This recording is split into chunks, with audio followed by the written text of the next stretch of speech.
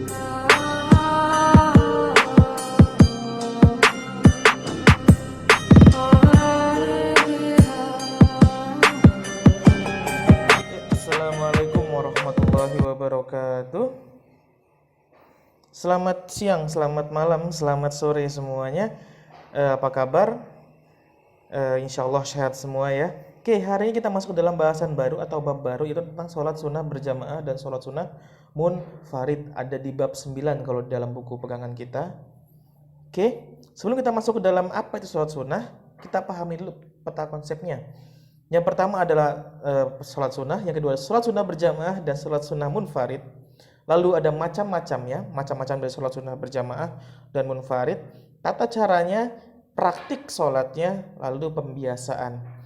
Untuk pertemuan hari ini kita fokuskan dulu kepada macam-macam sholat sunnah berjamaah dan juga macam-macam sholat sunnah munfarid. Minggu depan baru kita ke tata cara sholat sunnahnya. Oke ya. Selanjutnya kita masuk dalam apa sih sholat sunnah itu.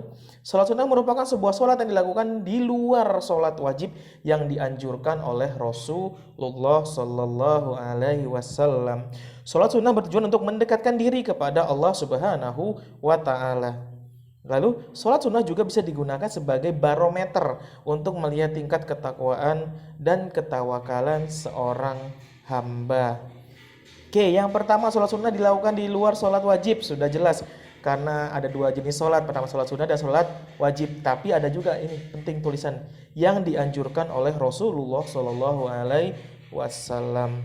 Jadi yang tidak dianjurkan oleh Rasulullah itu jangan dianggap sebagai sholat sunnah. Sholat sunnah hanya yang dianjurkan oleh Rasulullah. Jangan menambah, jangan bikin-bikin sholat sunnah yang macam-macam sendiri ya. Jangan. Namanya sholat sunnah ada pahalanya. Yang menentukan siapa pahalanya Allah Subhanahu Wa Ta'ala. Yang menyampaikan siapa? Rasulullah. Kalau Rasulullah tidak menyampaikan, tidak usah membuat sholat sunnah macam-macam. Lalu sholat sunnah bertujuan untuk mendekatkan diri kepada Allah Subhanahu Wa Ta'ala. Betul sekali. Semakin kita sering untuk sholat sunnah, semakin tinggi ketakwaan kita dan ketawakalan kita kepada Allah. Ya, semakin kita sering sholat, semakin tinggi takwa kita. Bener nggak? Bener. Karena namanya orang sholat itu pasti sudah berserah diri kepada Allah. Tengah malam bangun sholat tahajud, ya enggak? Pengen mutusin keperluan, sholat lagi. Ya semakin banyak sholat, semakin tinggi tingkat ketakwaan dan ketawakalan seorang hamba. Oke, sekarang kita masuk ke dalam jenis-jenis sholat sunnah. Yang pertama ada sholat sunnah berjamaah, merupakan sholat sunnah yang pada waktu pengerjaannya dilakukan secara berjamaah, di mana salah seorang di antara kamu menjadi imam dan yang lainnya menjadi makmum. Yang kedua ada sholat sunnah munfarid, sholat sunnah yang pada waktu pengerjaannya lebih diutamakan untuk dilakukan secara sendiri-sendiri.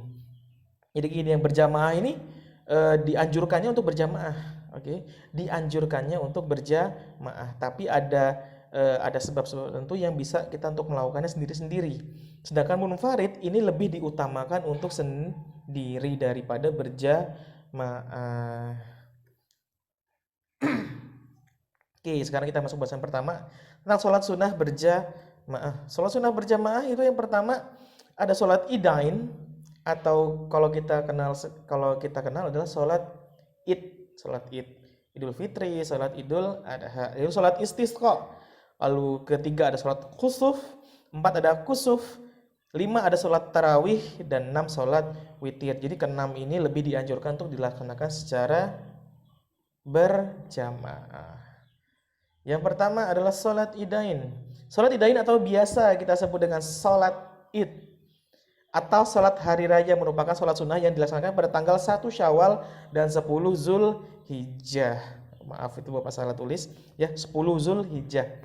Sholat idain hukumnya sunnah muakkad, diutamakan baik bagi laki-laki maupun perempuan, baik bagi yang bermukim maupun yang musafir. Jadi gini, sholat idain ini hukumnya sunnah muakkad atau sunnah yang diutamakan, baik bagi perempuan mau laki-laki, kayak mau dia perempuan kayak itu tetap hukumnya satu sunnah muakkad. Mau dia lagi diem di rumah atau dia lagi mudik.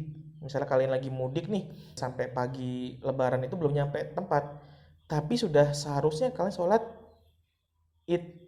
Nah, saat itulah kalian sholat id. Musafir adalah orang-orang dalam perjalanan. Lalu kedua, sholat id boleh dilakukan sendiri, namun lebih diutamakan berjamaah. Boleh dalam keadaan tertentu sholat id boleh dilakukan sendiri, tapi lebih diutamakan berjamaah. Waktu pelaksanaan sholat idain adalah setelah terbit matahari hingga matahari condong. Artinya dari terbit matahari sebelum matahari ada tepat di atas kepala kita atau zuhur. Oke, sholat idain dilakukan sebanyak 2 rakaat. Nanti satu lagi Bapak lupa. Dan setiap selesai sholat itu ada yang namanya khutbah. Khutbah dari khotibnya. Selanjutnya adalah sholat istisqa. Sholat istisqa adalah sholat memohon hujan. Oke ya. Sholat istisqa merupakan sholat yang dilaksanakan untuk memohon agar diturunkan hujan oleh Allah Subhanahu wa ta'ala yang disebabkan karena bencana kekeringan. Selanjutnya sholat istisqa dilaksanakan oleh seluruh penduduk kampung. Jadi nggak cuma 1-2 orang aja, tapi seluruh penduduk kampung yang ada di situ. Misalnya satu kampung, satu RT, satu desa, satu kota, itu mereka melakukan sholat istisqanya secara berjamaah seluruhnya. Sholat istisqa dilaksanakan sebanyak 2 rakaat. Dan sebelum melaksanakan sholat, seluruh penduduk disunahkan untuk berpuasa selama 4 hari. Jadi 4 hari sebelum sholat istisqa itu mereka disunahkan untuk berpuasa. Selanjutnya adalah sholat kusuf dan sholat khusuf. Yang pertama, sholat kusuf adalah sholat gerhana matahari.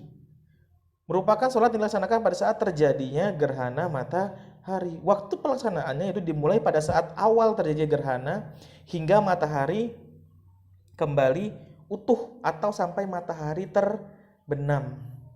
Jadi dimulainya pas matahari mulai ketutup sama bulan sampai nanti kembali utuh atau sampai terbenam matahari.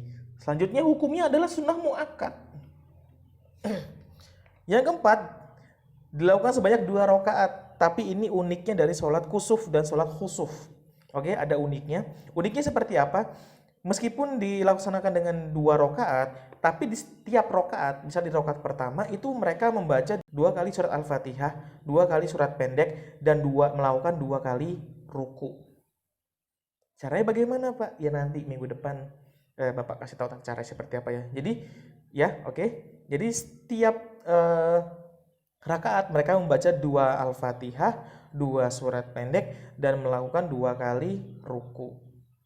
Oke. Selanjutnya adalah sholat khusuf atau sholat yang dilaksanakan pada saat terjadinya gerhana bulan. Waktu pelaksanaannya itu dimulai pada awal terjadinya gerhana hingga bulan kembali utuh.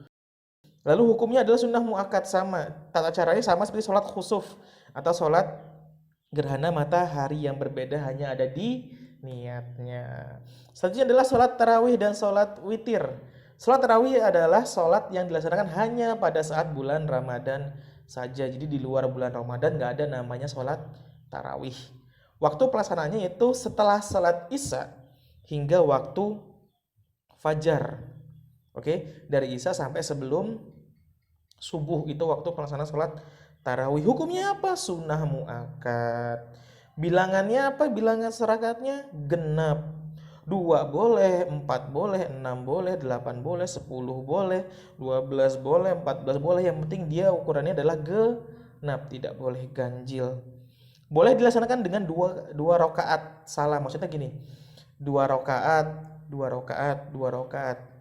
Itu boleh. Boleh juga dengan 4 rakaat. 4 rakaat salam. Kalau 4 rakaat salam dia nggak ada namanya tahiyatul awal. Oke? Ngerti maksud Bapak? Jadi 2 rakaat. Sholat pertama kali 2 rakaat. 2 rakaat seperti yang kalian bisa lakukan ya, 2 rakaat, 2 rakaat. Tapi ada beberapa yang melaksanakan dengan 4 rakaat tanpa tahiyatul awal. Oke? Selanjutnya adalah sholat witir.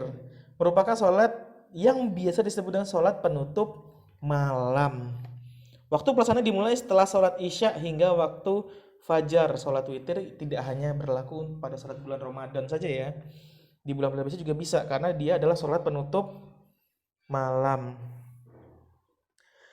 Selanjutnya hukumnya adalah sunnah muakkad juga. Kalau memang bisa silahkan, kalau enggak ya enggak apa-apa. Bilangan rakaatnya adalah ganjil 1, 3, 5 sampai 11. 1, 3, 5, 7, 9 sampai 11. Itu jumlah bilangan sholat witir. 1 boleh, 3 boleh, 5 boleh gitu ya. Selanjutnya adalah sholat sunnah munfarid. Apa sih sholat sunnah munfarid itu? Sholat sunnah munfarid merupakan sholat sunnah yang pada saat pelaksanaannya tidak dianjurkan untuk dilakukan secara berjamaah. Contohnya seperti apa? Yang pertama adalah sholat rawatib, sholat tahiyatul masjid, sholat duha, sholat hajat, sholat istikharah, lalu yang terakhir adalah sholat tahajud, dan masih banyak lagi ya sholat-sholat lainnya ya. Ini Bapak ambil 6 contoh aja. Yang pertama sholat sunnah rawatib. Rawatib itu berasal dari kata ratibah yang artinya tetap, menyertai, atau terus-menerus. Oke? Dengan demikian sholat sunnah rawatib adalah sholat yang dilaksanakan menyertai atau mengiringi sholat fardu baik sebelum maupun sesudah sholat fardu. Jadi sebelum sholat fardu kita disunahkan untuk sholat dulu. Oke? Tapi jangan sembarangan, ada ketentuannya juga. Dilihat dari waktu pelaksanaannya, sholat sunnah rawatib dibagi menjadi 2. Oke? Yang pertama adalah qobliyah, yaitu dikerjakan sebelum sholat fardu. Yang kedua adalah ba'diyah, setelah sholat fardu. Dilihat dari segi hukumnya, sholat sunnah rawatib dibagi menjadi 2. Yang pertama adalah sholat sunnah rawatib mu'akadah. Oke? Sholat sunnah rawatib mu'akadah atau sangat dianjurkan ya.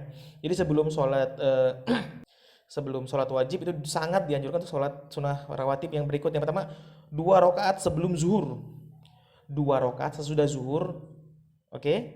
2 rakaat sesudah sholat maghrib, 2 rakaat sesudah sholat isya, 2 rakaat sebelum sholat subuh, oke? Lalu selanjutnya sholat rawatib ghairu mu'akadah, sholat rawatib yang cukup dianjurkan untuk dikerjakan, cukup dianjurkan, oke? Kalau yang tadi rawatib muakadah itu sangat dianjurkan, ini cukup dianjurkan. Oke, itu 2 rakaat sebelum zuhur. Selain 2 rakaat yang muakadah. Jadi sebelum zuhur kita sholat sunnah 4 rakaat itu ghairu muakadah, boleh-boleh saja. Yang kedua, 2 rakaat sebelum zuhur. Sudah zuhur 2 rakaat, 4 rakaat lagi kita sholat itu boleh. 4 rakaat sebelum asar. Dan terakhir 2 rakaat sebelum maghrib. Ada waktu yang nggak boleh kita sholat, ada, yaitu setelah subuh. Oke? Setelah subuh dan setelah asar itu nggak boleh. Itu dua tempat itu kita nggak boleh sholat. Lalu selanjutnya adalah sholat tahiyatul masjid. Sholat tahiyatul masjid adalah sholat sunnah yang dilaksanakan untuk menghormati masjid. Sholat ini disunahkan bagi setiap muslim ketika memasuki masjid. Oke, jadi begitu kita masuk masjid itu kita disunahkan untuk sholat. Kita baru masuk masjid sebelum duduk ya. Sebelum duduk, kalau udah duduk itu bukan sholat tahiyatul masjid lagi. Sebelum duduk kita disunahkan untuk sholat tahiyatul masjid. Nanti setelah itu kita baru sholat rawatib. Oke, dilaksanakan sebanyak 2 rakaat saja.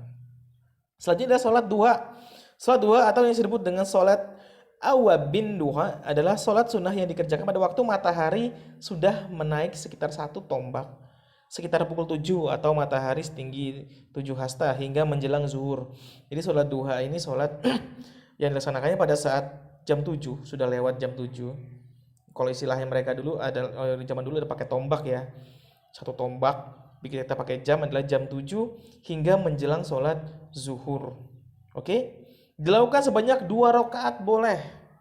Yang paling banyak adalah 12 rakaat. Jadi 2 boleh, 4 boleh, 6 boleh, 8, 10, 12 itu maksimal. Jangan lebih dari 12. Oke? Selanjutnya adalah sholat hajat.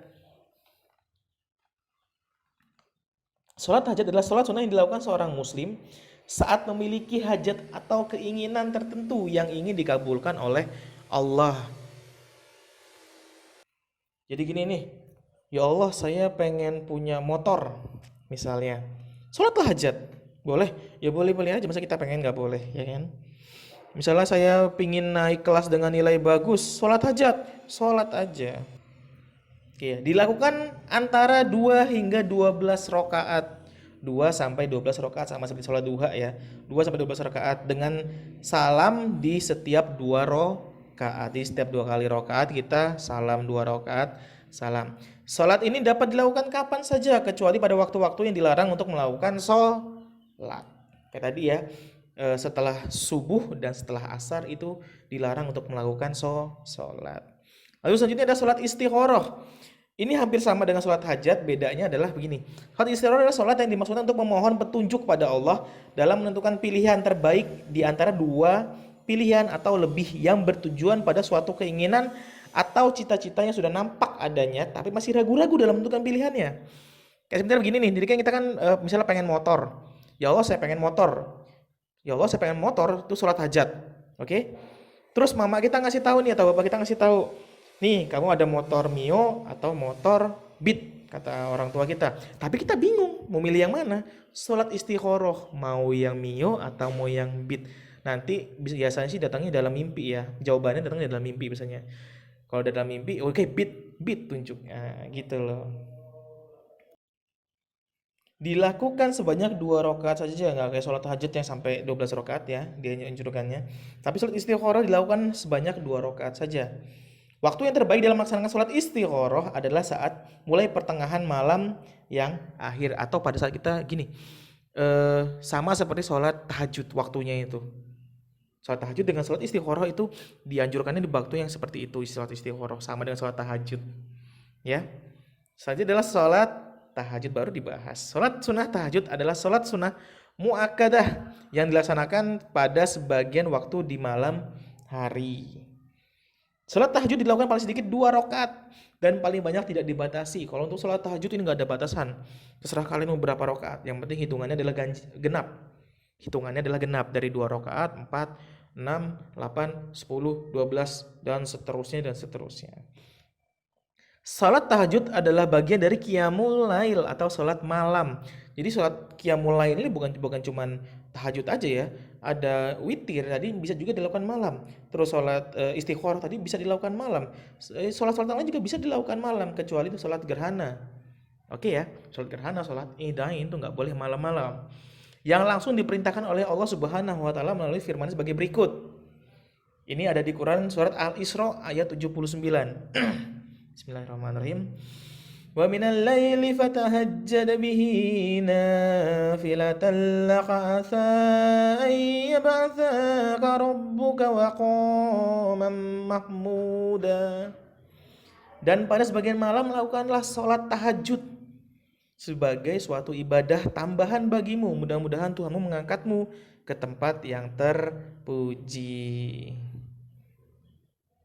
Oke, sekian dari Bapak. Terima kasih. Tugas-tugasnya bisa dilihat di dalam classroom. Jangan lupa dikerjakan dan jangan lupa mengisi absen. Bapak akhiri. Wassalamualaikum warahmatullahi wabarakatuh.